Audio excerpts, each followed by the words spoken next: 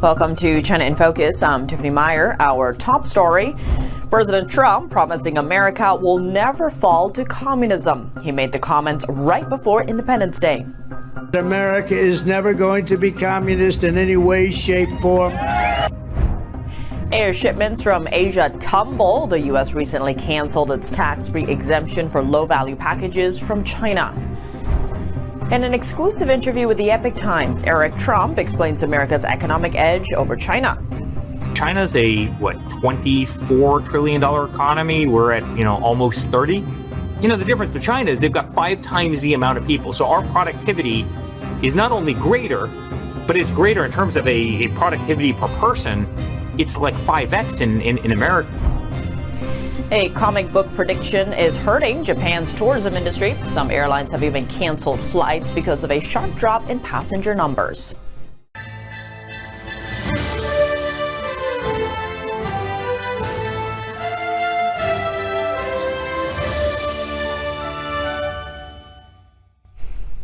A year-long celebration of America's 250th birthday is underway. The anniversary falls on July 4th, 2026. President Trump kicked off these celebrations in Iowa on Thursday. He honored American ideals and pushed back against the threat of communism. I'm proclaiming here and now that America is never going to be communist in any way, shape, form, and that includes New York City. After the rally, Trump returned to Joint Base Andrews in Maryland, where he talked about the upcoming tariff deadline. So we're going to start sending letters out to various countries starting tomorrow. We've done the final form, and it's basically going to explain what the countries are going to be paying in tariffs. Trade agreements have already been reached with India, China, the UK, and Vietnam. The Vietnam deal has angered the Chinese Communist Party. The U.S. is imposing a 40% tax on goods transshipped through Vietnam. That means it will be more expensive for countries like China to ship their products through Vietnam. Chinese companies do this to avoid high U.S. tariffs on Chinese products, and it will be harder for Made in China products to change their labels to Made in Vietnam before they're shipped to America. It remains to be seen what the agreements with other southeastern countries will look like regarding Made in China products. The number of air cargo shipments arriving in America from Asia has tumbled over the past 2 months. We're talking double-digit drops. Back in May, the U.S. canceled a tax-free exemption for low-value packages from China. The end of America's de minimis tax loophole for low-cost packages is roiling the global air cargo business. That provision had allowed packages valued at under $800 to enter tax-free. It drove the rapid rise of online retailers like Shein and Temu. But Donald Trump then moved to close the loophole in May. Now figures from the International Air Transport Association show air cargo demand from Asia to the US dropped 10.7% that month. Experts say the volume of low-value e-commerce shipments saw a particularly steep fall. They were down 43% on the month, according to industry consultancy Avian. By contrast, it says demand was up in May for shipments to other markets, including Europe and Southeast Asia, which are unaffected by turmoil over US trade policies. After the end of de minimis, packages from China to the US were initially taxed at up to 145%, though the rate later fell back to as low as 30% after Beijing and Washington struck a deal to ease tensions. Now Avian says it's very unclear whether demand will bounce back with tariffs at that level, still a hefty increase on the zero-duty regime that used to prevail. The consultancy says low-value shipments had been taking up a growing share of air cargo demand between China and the US. It estimates they accounted for more than half of such air freight last year, up from just 5% in 2018. Last month, shares in FedEx took a hit after it declined to give an outlook for the full year, citing uncertainty over US trade policies. The company has been a major player in moving parcels for Temu and Shein. A comic book doomsday prediction shakes Japan's tourism industry. Rumors of a major earthquake set to hit July 5th have spooked travelers. So much so that some airlines have canceled flights from Hong Kong to Japan due to a sharp drop in passenger numbers. Japan has seen a tourism boom in recent years, but a viral rumor about a disaster coming this Saturday is having a real effect on arrivals. Japan set an all-time monthly record of 3.9 million visitors in April, but in May, arrivals from Hong Kong, the superstitious Chinese-controlled city where the rumors have gained particular traction, fell by 11% year-on-year. The rumors stem from a Japanese manga called The Future I Saw by artist Ryo Tatsuki. Some believe it predicts a catastrophic earthquake in Japan on July 5th. Steve Huon of Hong Kong-based EGL Tours has seen sales slump and has tried cutting prices for tour packages and even offered earthquake insurance. The rumors have had a significant impact, cutting our Japan-related business by about 50%. However, the demand for other destinations, such as mainland China and Southeast Asia, has grown. Hong Kong resident Brendan Choi said he was a frequent traveler to Japan, but he was hesitant to visit for now. I think for me the most important thing about travelling is safety. Hearing this prediction, I would also try my best to avoid going to Japan during July and August. If possible, I might delay my trip and go after September. Ryo Tatsuki, the comic book's creator, has denied being a prophet and denied the rumors about July 5th, saying her work has been misinterpreted. The first edition of her book did warn of a major natural disaster in March 2011, the month and year of the Fukushima earthquake, tsunami, and nuclear accident. Now, social media rumors interpret that a new edition of the book predicts a massive earthquake on July 5th. Japan does sit on the Pacific Ring of Fire and is one of the most earthquake-prone countries in the world. But Robert Geller, who has studied seismology for over 50 years, says even scientific prediction of earthquakes is impossible. Famous astronomer Carl Sagan, he once said that extraordinary claims should require extraordinary evidence. But these predictors are making extraordinary claims with the flimsiest of flimsy evidence. Basically none at all.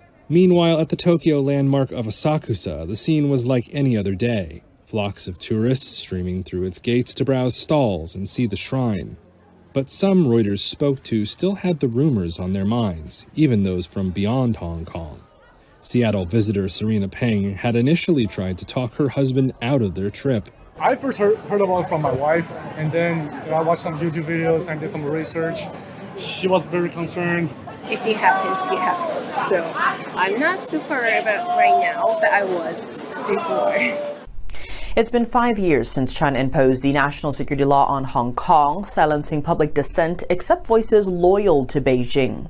But the fear many Hong Kongers live with now goes beyond arrests and jail time for activist activities.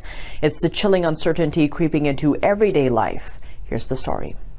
They are afraid of the unknown, that what they have now, the certainty in their life, would be taken very easy in a very short period. They've seen pro-democracy activists hauled into court and jailed. Now that pressure is seeping into their daily lives. Small businesses in Hong Kong, bookstores, cafes, and even street vendors are facing growing scrutiny through inspections, anonymous complaints, and vague rules. Even wearing a t-shirt with a band slogan or scribbling a protest message on a bus seat could land someone in jail. Hong Kong has a big change. As you can see, civil society has been reduced so much. There are red lines everywhere. On Sunday, the League of Social Democrats, Hong Kong's last pro-democracy party, announced its disbanding after 19 years. That leaves the Beijing-ruled city with no formal pro-democracy group. And we need to consider a lot of reasons, including especially for our comrades, our friends, the consequence for them. So we choose to disbandment. Many of their members have been jailed for so-called civil disobedience, as acts of protest are now often labeled unlawful. Among them is 69-year-old Liang Kwakeng, still behind bars. To date, more than 320 people have been arrested under the national security law in Hong Kong. One of the most prominent cases is media tycoon Jimmy Lai.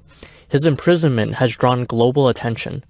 President Trump himself has mentioned Jimmy Lai several times now, and he is very concerned about the fate of Mr. Lai. But I just emphasize that U.S. government concern is not just on this one individual. There are many other people, unfortunately, in Hong Kong who are in jail for peaceful expression of political views. People leaving Hong Kong to escape Beijing's growing control now share the same feeling.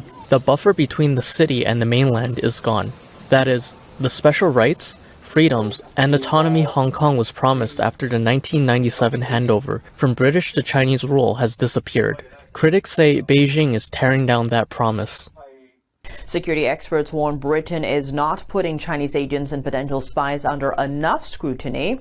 This, they say, creates risks not only for the UK's national security, but also for Britain's allies, such as the United States. NTD's international correspondent Malcolm Hudson has more on this story. Britain this week began its Foreign Influence Registration Scheme, a plan designed to monitor foreign agents carrying out political influence activities in the UK. But unlike Russia and Iran, China has not been put under the scrutiny of the programme's enhanced tier, meaning British police and intelligence services have a reduced ability to monitor Chinese agents and potential spies. The fact that China, under the CCP, engage in an entire all-of-government, all-of-society approach for its CCP operations abroad, this completely renders pretty meaningless and useless the scheme for trying to deter and safeguard our interests against China. In 2023, the Intelligence and Security Committee said China has successfully penetrated, quote, every sector of the UK's economy. Later that year, the UK's Domestic Security Service, MI5, said Chinese spies had covertly approached more than 20,000 people in the UK. Alleged Chinese spies have even cultivated relationships with members of the British royal family. Documents seen in court allege Yang Tengbo worked for the United Front Work Department, an arm of the CCP responsible for foreign influence operations. Yang developed close ties to Prince Andrew and acted on his behalf with investors in China, despite warnings to the prince from British intelligence. Yet despite these threats and warnings, the UK government did not put China on the enhanced tier. We have this complete separation of reality within the government in its China approach. And ultimately the reason to do with that is entirely down to the economic interests which this government are completely convinced that China will solve. Founder, CEO and chairman of State Armor, Michael Lucci, says the purpose of the foreign influence program has been undermined. I mean, unfortunately, what this looks like is that the UK, and particularly this government, is so penetrated by Chinese influence that they don't want screening of Chinese influence. But it's not a problem that only affects the UK. It has ramifications for Britain's allies too. China has imposed a tariff of up to almost 35% on brandy from the European Union. It goes into effect over the weekend. The European Union is reacting. The EU regrets China's decision to impose definitive anti-dumping measures on imports of EU brandy to China. We have been notified of that decision today.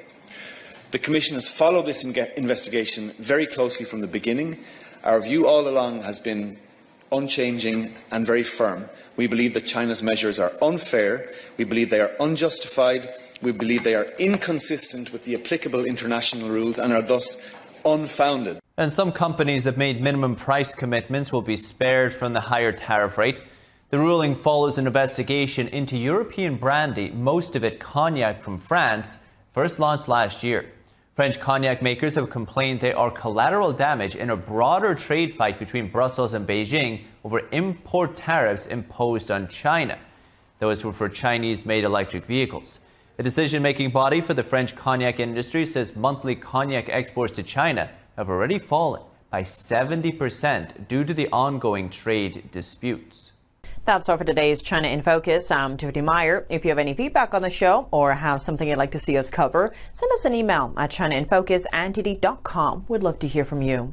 For On the Clock original news coverage, visit us at ntd.com or download our NTD app. Thanks for watching and happy Independence Day.